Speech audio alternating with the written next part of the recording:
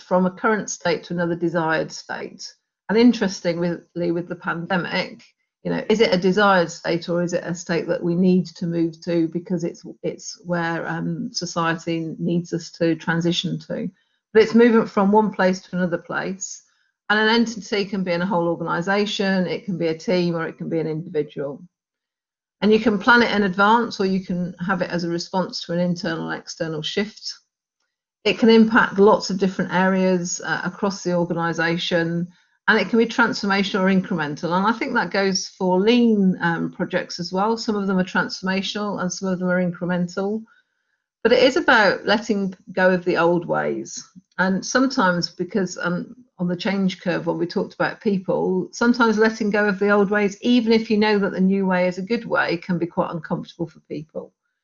And change is around us all the time, and we can't deliver change in a vacuum. So you need to take into consideration the business goals, the financial targets, and also the culture that you're looking to change, which is why sometimes when people move between sectors, some of the cultural differences are there. And we need to just tweak and tailor our changes to ensure that they align appropriately. So before I leap into some more theory, I've got a poll for you, which Stuart will suitably put up. So I just wanted to gauge from the audience, what do you think the typical failure rate is for organisational change projects?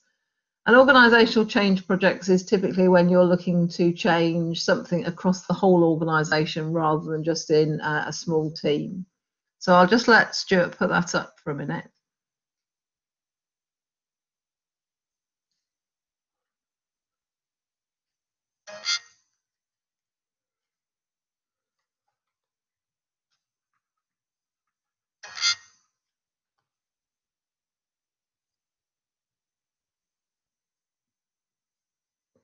Should be up on screen now. I'm frantically typing away.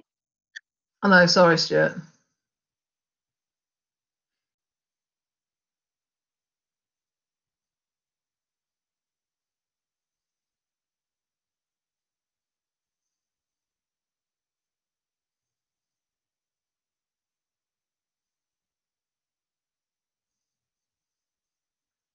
Got a few more people just to answer.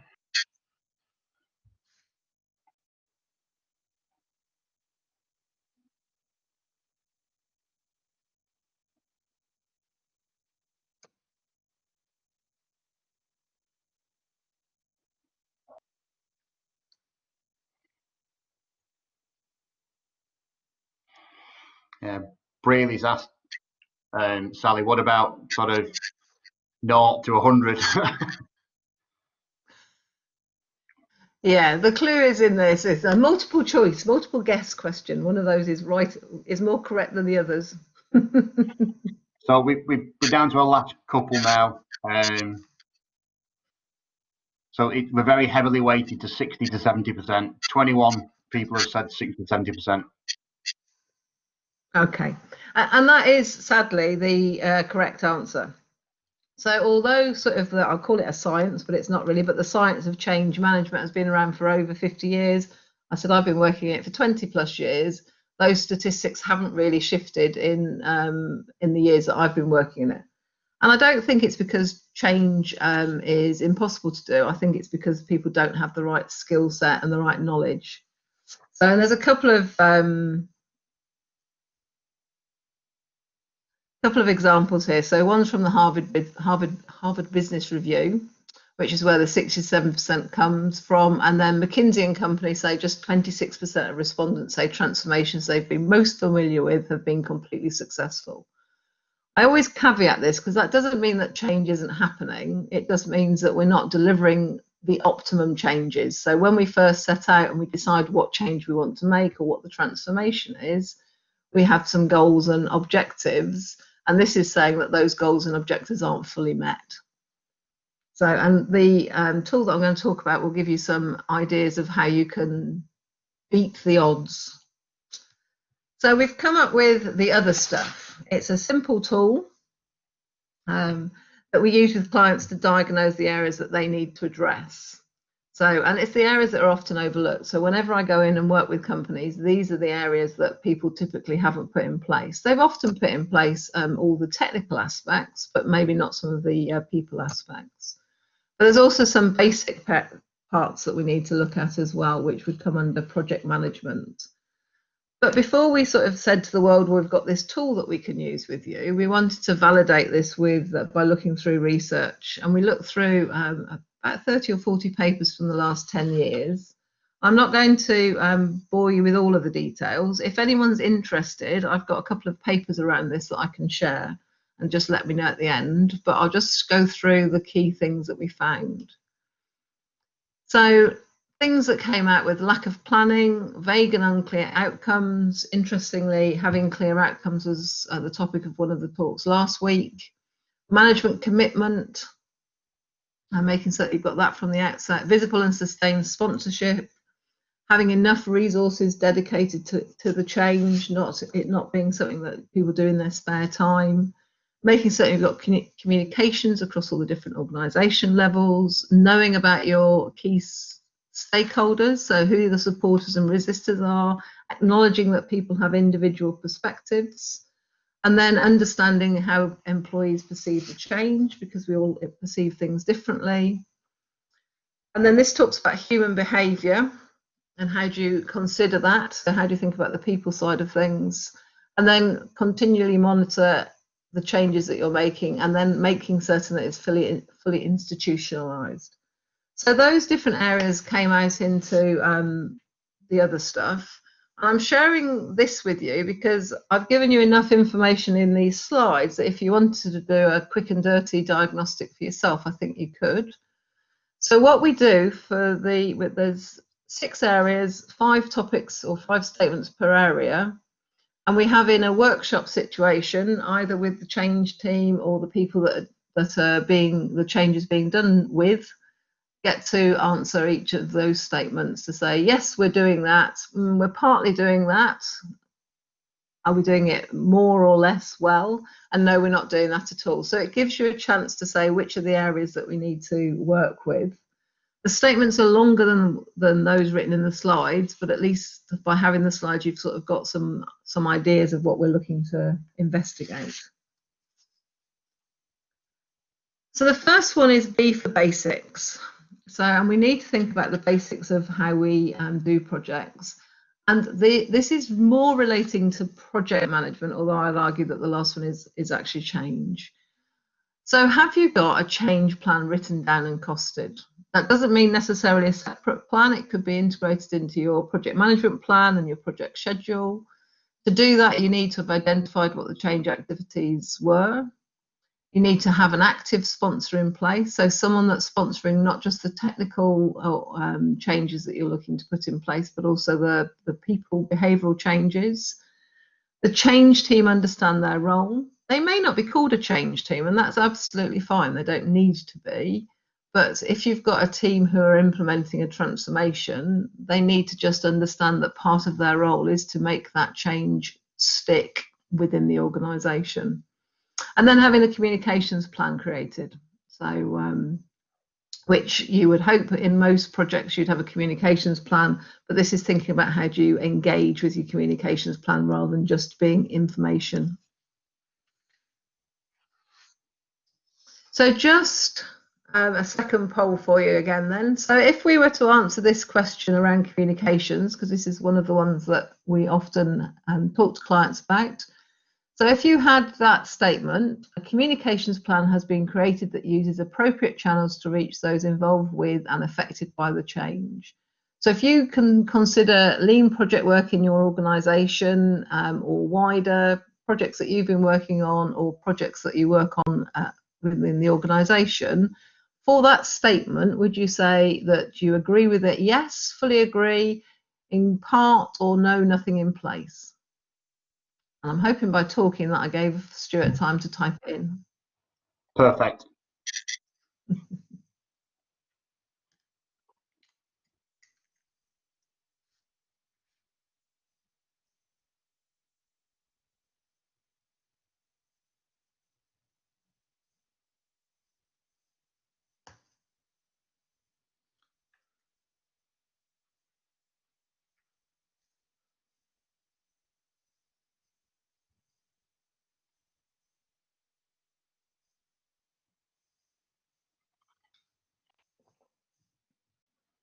We're heading. Okay, so we've still got a few more to come in.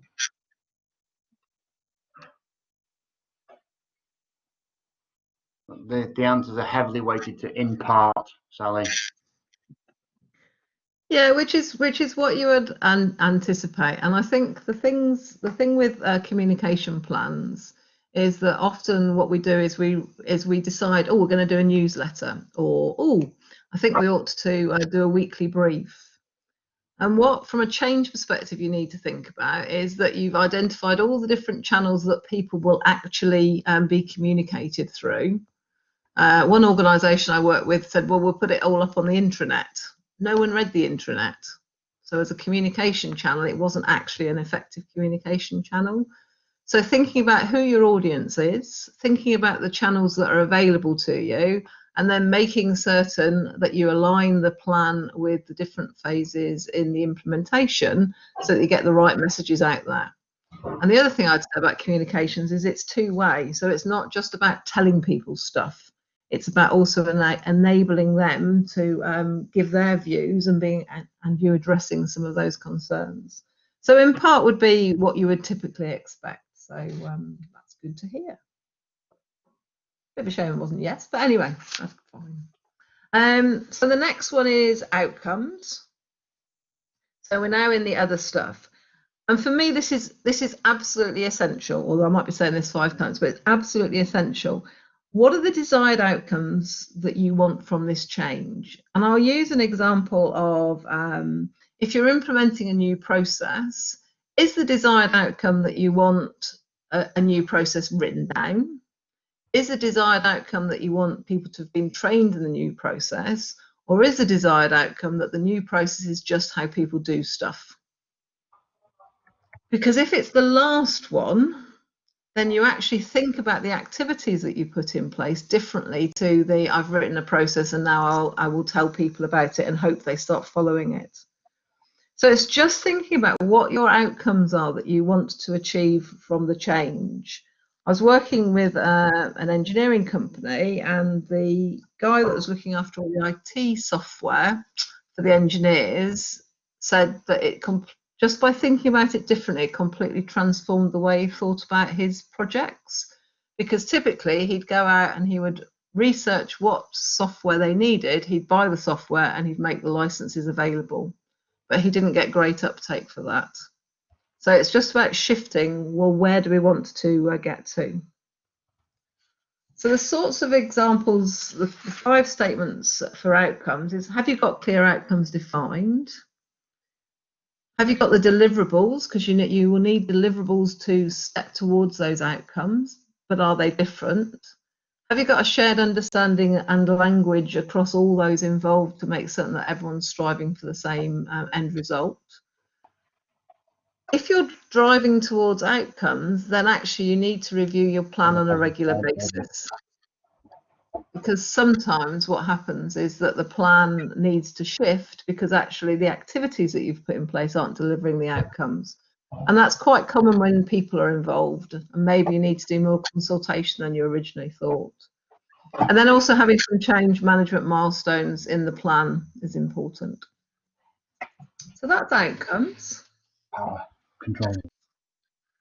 The next one is around tenacity, which is this unwavering pursuit of the desired outcomes. Is everything okay, Stuart? Yeah, sorted. Just getting a new call ready. Sorry. That's all right. So whether you're implementing a small incremental change or a large, wide-reaching transformational change, you need to have tenacity. And I'm sure you can all recognise this. People often hope that you'll go away if you're doing a change that isn't very popular. Changes can take longer than anticipated. Sometimes the sponsor will come up with their next bright and shiny project before the project that you're working on is finished, so their attention can be diverted. And sometimes it can be quite difficult to continue being tenacious when others are less interested in the project because something else has taken their attention. So having tenacity is really is a really key part. So what does that mean? It means keep your key stakeholders involved. So helping the sponsor to maintain their focus. That might mean about having conversations with them, making certain they're regularly updated. making sure the necessary resources are made available. Again, sometimes people can start pulling resources away from changes because something else has taken priority. Making certain that your change team members are resilient, and by that I mean maybe coaching and supporting them when times are getting a bit difficult. So, and then resolving to overcome the issues that you've got. So making certain that you will overcome those issues and keep driving the thing forward. So sounds like Stuart's already got the poll up and running. So same thoughts. So for your change team experts or your lean practitioners, are they resilient and do they recover from setbacks always in pursuit of the desired outcomes? So again, same 3 questions: fully agree, in part, no, nothing in place. So where would you rate your projects for that one, please?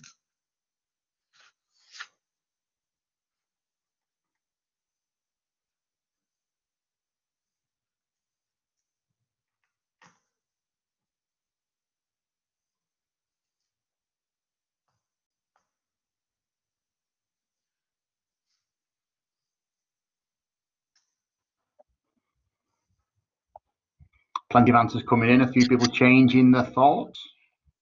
Oh, okay.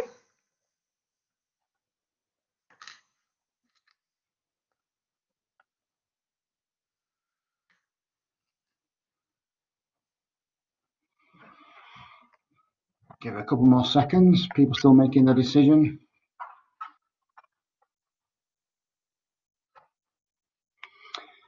So far, very much weighted towards in part B. Okay, would the next score be yes or no? Yes.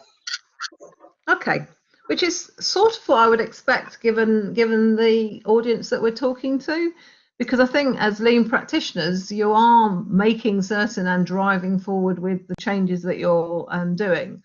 Some other clients, actually, it tends to be a little bit more on the no side, because they're thinking more around putting people that maybe haven't got any experience of transformational change into these situations.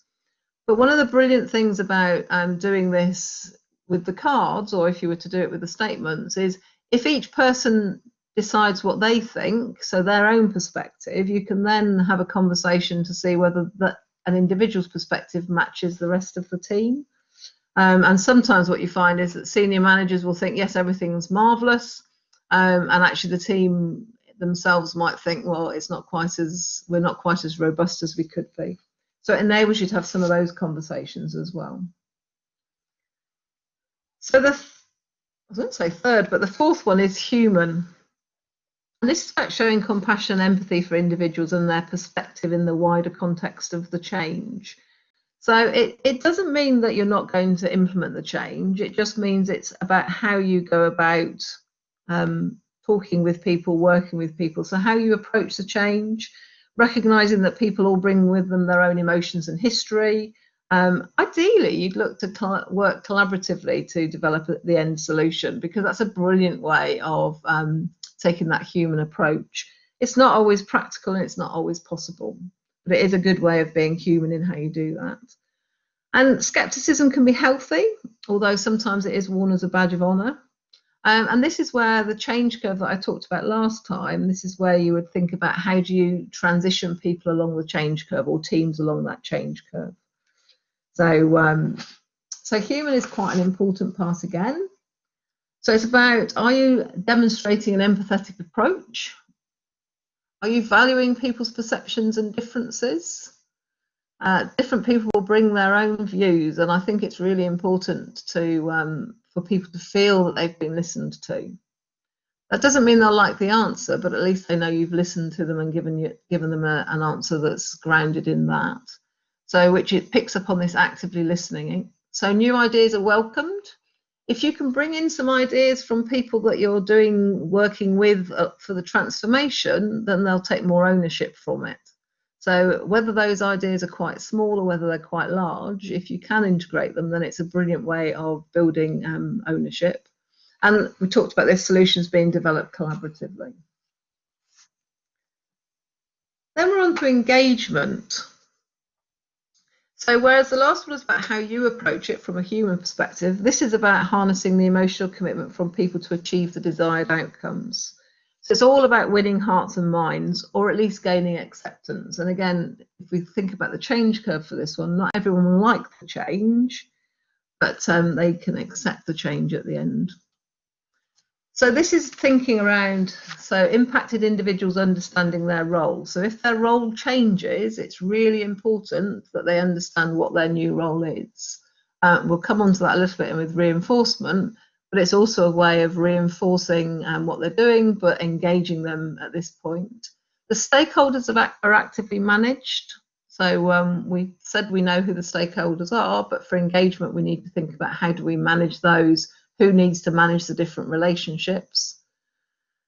Communications, which goes back to our communications plan, are frequent and engaging. So they're not just telling people, they are engaging with people, thinking about the what's in it for me. So different audiences will have different what's in it for me. So if you're working with senior managers, you would know this. You need to put your language maybe from a business benefits perspective, and when you're working with the operatives or the guys doing the work, and actually thinking about, well, how is it going to improve their day-to-day working is really important. And then if at all possible, getting representatives from all the impacted areas involved in what you're doing. And then the last one is around reinforcement.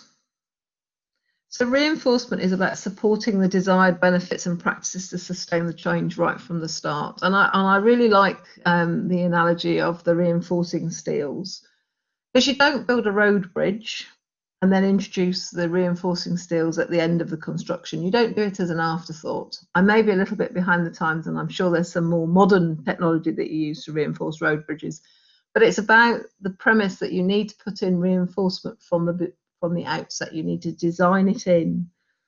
So, and then understanding and working with the culture, which we mentioned earlier. So when you're looking to work with some organisations find the introduction of post-its a very wacky thing to do, and other organisations are much more open. So thinking about how you're going to address some of that reinforcement, building up on the culture that you know about, and then thinking about how do you transition this to business as usual. So reinforcement is really important, and there are a number of ways you can reinforce cultural or transformational changes. So the 5 statements for reinforcement are you've taken into account the company culture. We need to think about baselines. So how are we going to measure whether we've made the changes that we want? This is one of the things that often with change programs is missed out, because the measures are difficult to capture. They're difficult to capture at the end, and they're certainly difficult to capture at the beginning. We build reinforcement into what we're doing. So that can be things like role definitions, organizational structure, looking at the working environment and changing the physical working environment. We exploit quick wins so that people realize that the change is happening. So if you can have those small quick wins going through, then people are more likely to accept that the change is happening. And then this last one, which is transition to business as usual, and planning in how you're going to do that. Is the sponsor going to change?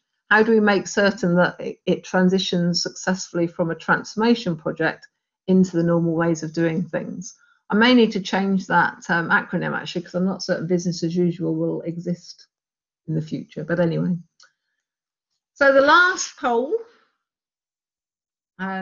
is if we think about lean project work in your organisation, how much is reinforcement built into the improvement plans from the beginning to support the outcomes? So again, same questions. Yes, fully agree. In part, no, nothing in place. Polls on screen. Excellent.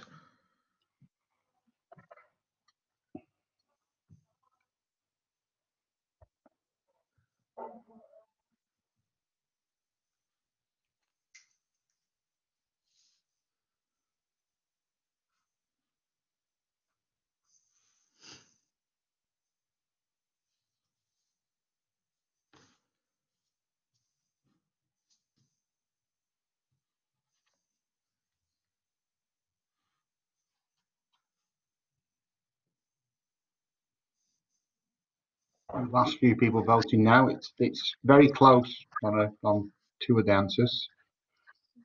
Okay.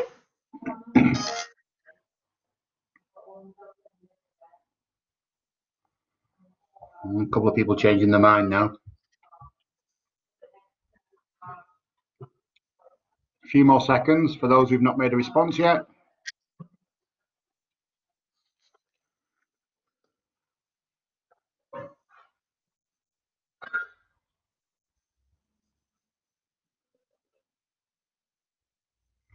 Okay, so in part, as basically 17 people have voted for in part, 10 people for no and nothing in place.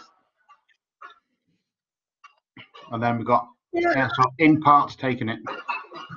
Okay. And again, you know, I would sort of expect that, but I think this is an area that lots of people either get to the end and think, oh, how am I going to reinforce it, or don't actually think about it at all. So a bit like making certain that you've got outcomes at the beginning, ensuring that you've really thought through how we're going to reinforce this. So going back to the change curve, so people can't slip back down the change curve, and we get the outcomes that we require is really important. So again, just things for us to all think about. So the next slide talks about, hopefully you can all see this and it's not too small on your screens, but looking at tools and models that you can use, but tailoring them for your solution, for your situation. I think you have to be really pragmatic about which tools you use. There are a list down the side. So we use post-it planning to get a visual plan that engages with people other than just the change team. You can use Kotter's 8-step model, thinking about sponsorship in thought, word and deed, making certain you've got a communication strategy, making certain that you think about how you're going to deliver that communication strategy, stand-ups, which may be called morning prayers. So there's a tool called the HANDS model, which I can share with people if they're interested, which is about helping us to scope what the change is. And then lots of other things going through there. We also sometimes use psychometrics to look at the team dynamics, to see how the individuals and what help they might need, having people to facilitate those sessions, thinking about the cultural web, again, another tool that you can use to define the culture, because if you understand the culture, you can understand maybe some of the changes that you want to make. And then using visual measures, which as lean practitioners, you'll be more than familiar with. And you can see how that suite of tools can be used across those 6 different areas. So definitely think about your change activities, put them in the plan from the beginning, plan your communications, make certain that you've got capacity. Communications take time and effort, so you need to think about who's going to do the communications, have we got the time to write them? Talking about measuring from the outset, both the tangible and the intangible. And then again, research shows that successful change projects that spend between 10 and 15% of their budget on change type activities. So a lot of which would be communications, engagement, stakeholder management, but making certain that the change aspects are put in place. And I think often when projects are designed, actually the change is sort of thought about as secondary. So making certain that you've thought about some of those things and building them into your plan is really important. And then I thought, again, it's the same example as I used last time, but quite a different take on it, is it would be worth just saying for area 10 what we did for those 5 different areas. An outcomes perspective, and actually we came up with the road to reliability, we called the project, and we had 6 different areas. So we had cost, delivery, sustainability, quality, health and safety, and enablers.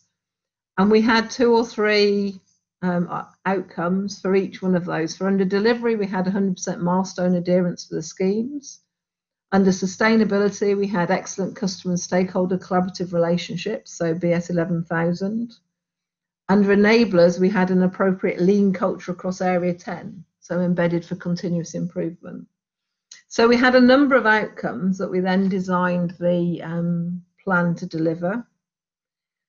So from a Tenacity perspective, the project had an external person, myself, involved, which I think can help make it a reality in the early days.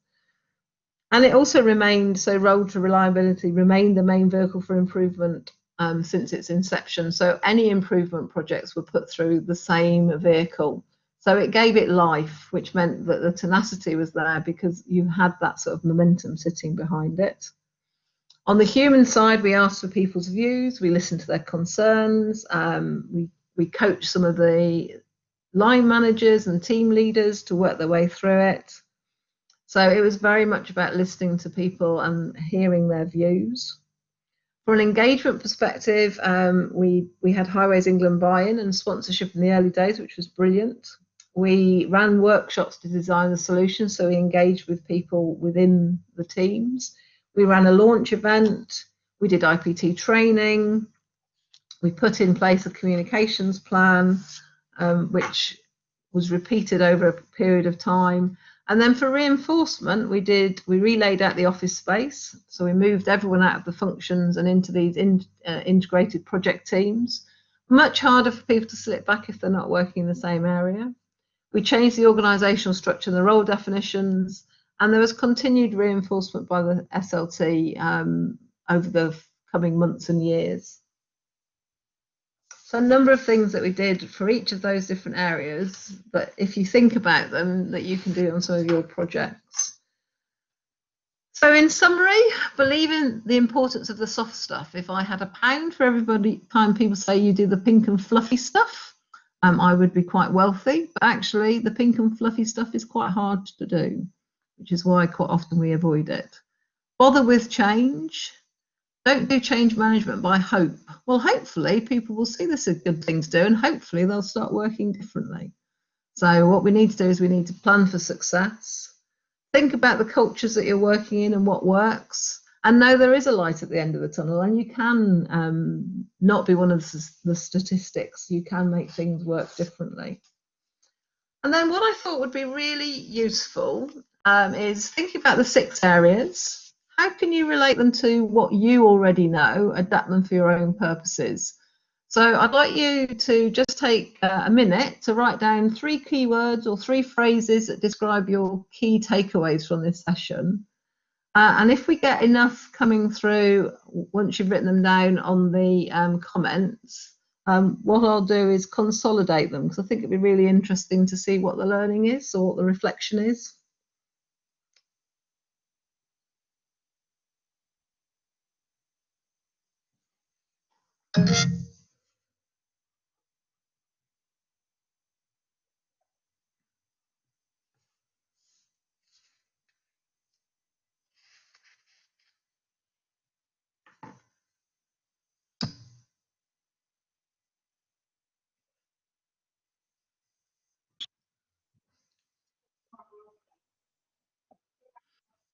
I'm assuming, Stuart, that we can sort of cut and paste the things from the comments.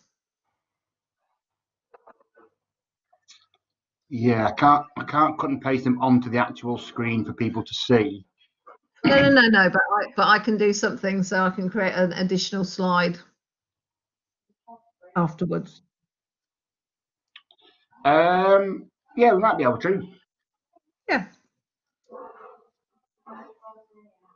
Let me just try something.